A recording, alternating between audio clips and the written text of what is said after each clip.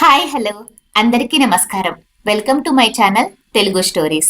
ఈ రోజు కథ వినే ముందు దయచేసి మీరు కనుక మా ఛానల్కి ఫస్ట్ టైం చూస్తున్నట్లయితే తప్పకుండా సబ్స్క్రైబ్ చేసుకోండి. అలాగే నోటిఫికేషన్ ఐకాన్ని క్లిక్ చేయండి. ఇక ఈ రోజు కథ విందాం. అందరూ వచ్చేసారు కానీ అన్నయ్య వదినలు ఇంకా రాలేదు. నా మనసంతా ఇంకా రాని అన్నయ్య వదిలి మీదే ఉంది. రాత్రి 10 గంటల బస్సుకైనా వస్తారని ఆశించాను. నా ఆశ నిరాశ అయ్యింది. పోనీ తెల్లవారుజామున 6 గంటలకైనా వస్తారని అనుకుంటే అదీ లేదు. వచ్చిన స్నేహితులతో బంధువులతో మా ఇల్లంతా కలకలలాడుతుంది. నా శ్రీమతి అరుణ హడావిడిగా అటూ ఇటూ తిరుగుతుంది. సంసారం చక్కదిద్దటమే కాదు, ఇంట్లో విశేషం ఏదైనా జరిగితే పెత్తనమంతా శ్రీమతిదే. ఆవిడకు నా అన్నా వదినలు రాదేలేదన్న ఆలోచన ఉందో లేదో నాకు తెలియదు. కానీ నాకు మాత్రం అదే ఆలోచన. వాళ్ళు ఏదో ఒక క్షణంలో వస్తారన్న ఆశ నాలో ఉంది. పెద్దాపురం సమీపంలో ఒక కాలేజీలో అన్నయ్య తెలుగు లెక్చరర్గా పనిచేస్తున్నాడు. మాకు వాళ్ళకి మధ్య దూరం 60 కిలోమీటర్లు మించి ఉండదు. మహా అయితే సుమారు 2 గంటల ప్రయాణం.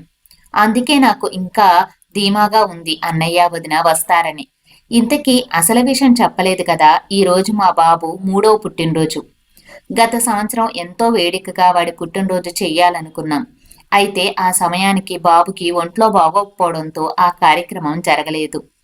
నాకు అంత ఇష్టం లేకపోయినా ఈ మారు ఎలా అయినా అవంతరం లేకుండా అరుణ పట్టుబట్టి పుట్టినరోజు జరిపిస్తుంది. అరగంట గడిచిపోయినా వదిన అన్నయ్యలు జాడలేదు. ఈ మధ్య అన్నయ్య వదిన పిల్లలతో పాటు వచ్చి మా ఇంట్లో 10 రోజుల పాటు ఉన్నారు. వాళ్ళు వెళ్ళిపోయే నాటికి బాబు పుట్టినరోజు సరిగ్గా వారం రోజులే ఉంది. పుట్టినరోజు కార్యక్రమం అయ్యే వరకు మీ ఇంటి వద్దనే ఉంటానన్న అన్నయ్య మళ్ళీ వస్తానని చెప్పి హడావిడి అకస్మాత్తుగా వదినను పిల్లలను తీసుకుని వాళ్ళ ఊరు వెళ్ళిపోయాడు. వెళ్ళేటప్పుడు బాబు పుట్టినరోజుకి రమ్మని మరీ చెప్పాను. అలాగని ఊరుకోకుండా 2 రోజుల క్రితం ఫోన్ చేసి మరీ చెప్పాను. వీలైతే వస్తామని ముక్తసూరిగా అన్నయ్య చెప్పాడు. మొన్నటి వరకు అక్కడే ఉన్నాం కదా, మళ్ళీ ఇంతలోనే వెళ్ళడం దేనికి, డబ్బు ఖర్చులు అని వదిన అన్నదో ఏమో అని అనుమానంగా ఉంది నాకు. కానీ అన్నయ్య డబ్బు గురించి వెనకాడే మనిషి కాదు. అసలు ఈ ఆలోచనలన్నీ దేనికి అనుకుని జోబులో నుంచి ఫోన్ తీసి అన్నయ్యకు ఫోన్ చేశాను. అనివార్య కారణాల వల్ల రాలేకపోతున్నామని అన్నయ్య సమాధానము చెప్పాడు. పోనీ వదిన పిల్లలనైనా పంపించన్నయ్యా అని అన్నయ్యకి చెప్పాను. కానీ అన్నయ్య అంగీకారం చెప్పలేదు. ఏమైందో అర్థం కావడం లేదు. ఇక్కడ ఎంతమంది ఉన్నా కూడా వాళ్ళు లేకపోవడం నాకేంటో బాధగా ఉంది. ఏదో తెలియని బాధ. నా దగ్గరకు అరుణ గబగబా వచ్చి, ఏమైందండి అంత ముగావుగా ఉన్నారు? కారణం ఏంటి? వాళ్ళు రారండి. వస్తే ఖర్చులైపోతాయే కదా, అందుకని వాళ్ళు రారు. అంతా మీలాగే ఉంటారా అని అంటూ ఉంది అదోలా మొహం పెట్టి. నీ ఊహ పొరపాటు అనుకుంటా. అసలు కారణం ఏదో మనకి తెలియాలి కదా అని అన్నాను. అయితే అవ్వచ్చు, ఏదోలేండి. వారు రానంత మాత్రాన మన బాబు పుట్టినరోజు ఆగిపోతుందా? మీరు రండి, ఇలా గుమ్మాన్ని పట్టుకొని నిలబడిపోతే కాదు, అవతల టైం అయిపోతుంది అంది. వాళ్ళ గురించి నిరీక్షించడం తనకి ఇష్టం లేనట్టుగా చెప్పింది. ఆ మాటలు వాళ్ళు రాలేదని అక్కసుతో అందో లేక ఇంకేదైనా భావంతో అందో నాకు తెలియదు.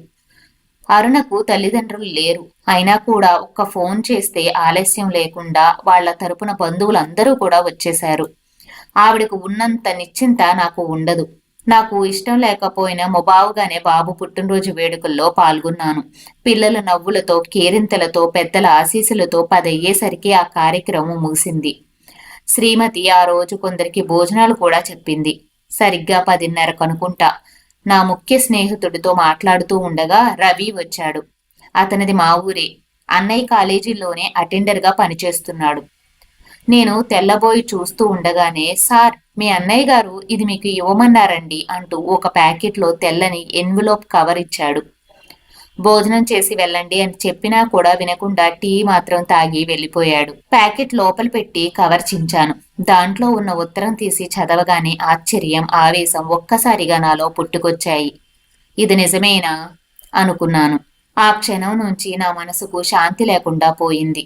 అరుణ తన హడావిడిలో తాను ఉందే తప్ప నా గురించి అస్సలు గమనించలేదు, అర్థం చేసుకోలేదు. ప్రస్తుతం చెయ్యవలసింది ఏమిటా అన్న ఆలోచనలో పడ్డాను నేను.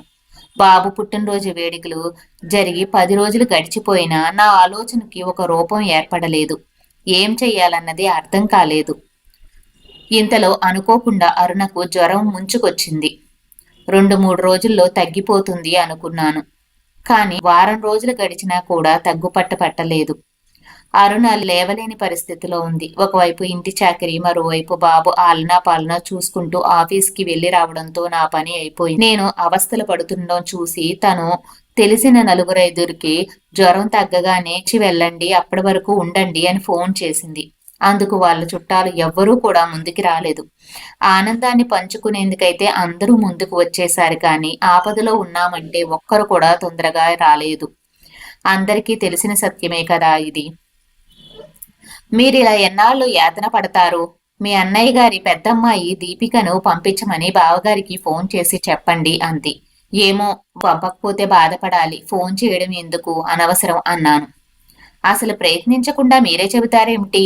వాళ్ళు పంపుతారో లేదో చూద్దాం, ముందు ఫోన్ చేయండి అంది కోపంగా శ్రీమతి. సరే అంటూ హాల్లోకి నడిచాను. 5 నిమిషాల తర్వాత తిరిగి వచ్చి ఫోన్ చేశాను అరుణ.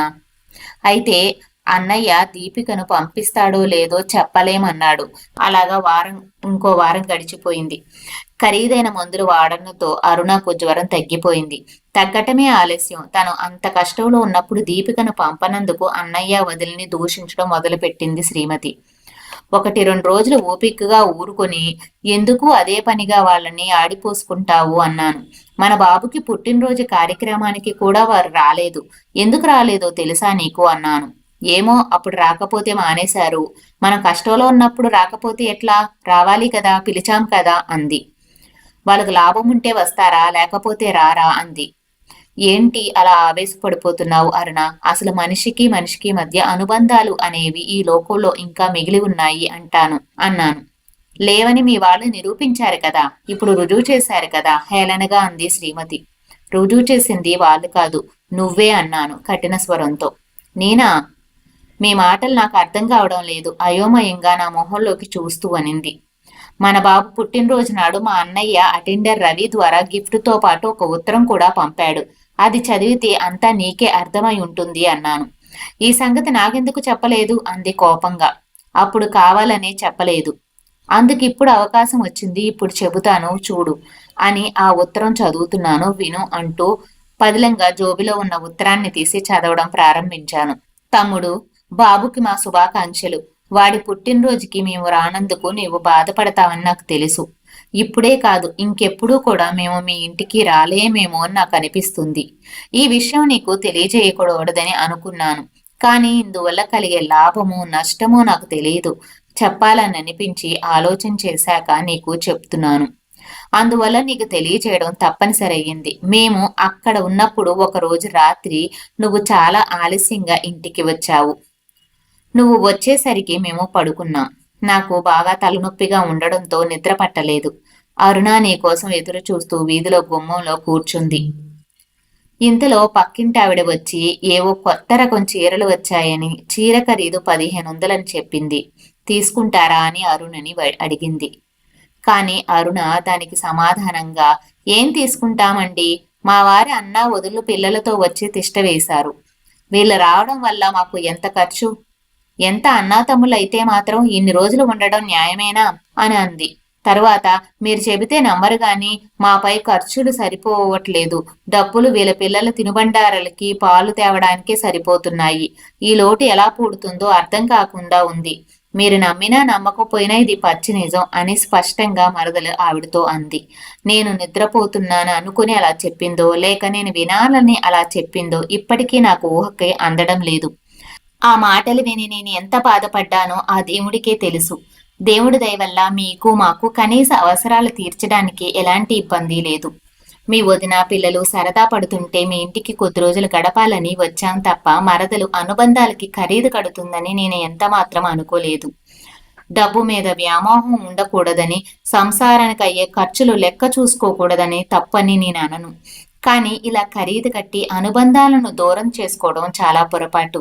ఇదే ధోరణిలో తను ప్రలోభపోతే ముందు ముందు మన కుటుంబంలో ఎన్నో సమస్యలు తలెత్తుతాయి. కనుక మరదల్ని బాధ పెట్టకుండా మంచి మనిషిగా తీర్చిదిద్దే ప్రయత్నం చెయ్యి అన్నాడు అన్నయ్య మురళి. ఉత్తరం చదవడం ముగించాను. హృదయంలో ఉన్న బాధను బయటపెట్టాను. అరుణ వైపు చూశాను. చలవల నేనే శిలలాగా ప్రతిమల్లా కూర్చొని ఉంది. కొన్ని క్షణాలు నిశ్శబ్దం తర్వాత, చూడర్నా, మన ఇల్లు పిల్లలు అన్న స్వార్థం ఉండకూడదని నేను చెప్పను. అయితే ఆ స్వార్థం అనుబంధాలను దూరం చేసేదిగా ఉండకూడదు. అలా ఆత్మీయులను దూరం చేసుకుంటే మన జీవించడమే కష్టం అవుతుంది. నేడు డబ్బు ప్రధానమైనదైతే డబ్బుతో సంబంధం లేని అవసరాలు కొన్ని మనిషికి ఏర్పడతాయి. కొన్ని సందర్భాలను మనం ఎంత బాధపడాల్సి వస్తుందో ఇవి సరిగ్గా ఆ పరిస్థితులే చెబుతాయి. నీకు ఆ పరిస్థితులు అర్థమై ఉంటాయి కూడా. ఇది నీకు తెలియజేయాలని మొన్న నువ్వు జ్వరంతో ఉన్నప్పుడు దీపికను పంపమని అన్నయ్యకి ఫోన్ చేయమన్నప్పుడు చేశాను అని చెప్పాను. నేను అసలు అన్నయ్యకి ఫోన్ చెయ్యలేదు అరుణ. అనుబంధాలను త్రుటితో తప్పించుకోవడం కాదు, పెంచుకుంటూనే ఒకరికొకరు తోడుగా నీడగా ఆనందంగా జీవితాన్ని గడపాలి అన్న నిజాన్ని ఇప్పటికైనా తెలుసుకో అన్నాను. సౌమ్యంగానే కళ్ళల్లో నీళ్లు తిరుగుతుండగా తను చేసిన తప్పు తెలుసుకుంది అన్నట్లుగా నాకు అనిపించింది. చూసాం కదండి. ఈ కథ గనక మీకు నచ్చినట్లయితే తప్పకుండా నా ఛానల్ని సబ్స్క్రైబ్ చేసుకొని ఈ వీడియోకి ఒక లైక్ కొట్టండి. అలాగే తప్పకుండా ఛానల్ సబ్స్క్రైబ్ చేసుకున్న తర్వాత బెల్ ఐకాన్ని క్లిక్ చేయండి. మీ అభిప్రాయాలని కామెంట్ సెక్షన్లో తెలియచేయండి. Thank you.